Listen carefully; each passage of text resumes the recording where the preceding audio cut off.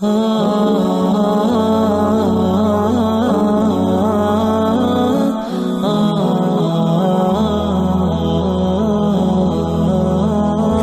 استاذ اکثر اپنے شاگردوں سے کہا کرتا تھا کہ یہ دین بڑا قیمتی ہے۔ ایک روز ایک طالب علم کا جوتا پھٹ گیا۔ وہ موچی کے پاس گیا اور کہا، میرا جوتا مرمت کر دو، میں تمہیں دین کا ایک مسئلہ بتاؤں گا۔ موچی نے کہا، اپنا مسئلہ رکھ اپنے پاس، مجھے پیسے دے۔ طالب علم نے کہا، میرے پاس پیسے تو نہیں ہیں۔ موچی کسی صورت نہ مانا اور بغیر پیسے کے جوتا مرمت نہ کیا۔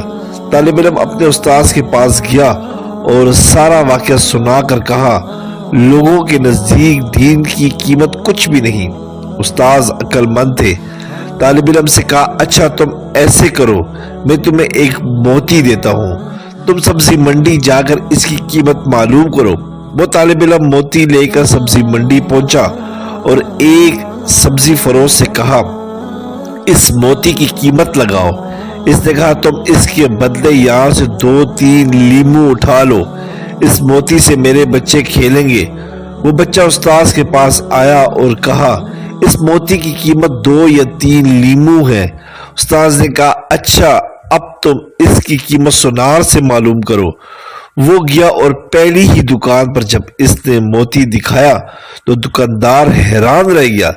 اس نے کہا، اگر تم میری پوری دکان بھی لے لو تو بھی اس موتی کی قیمت پوری نہ ہوگی۔ طالب علم نے اپنے استاذ کے پاس آ کر ماجرا سنایا۔ استاذ نے کہا، بچے، ہر چیز کی قیمت اس کی منڈی میں لگتی ہے، دین کی قیمت اللہ کی منڈی میں لگتی ہے۔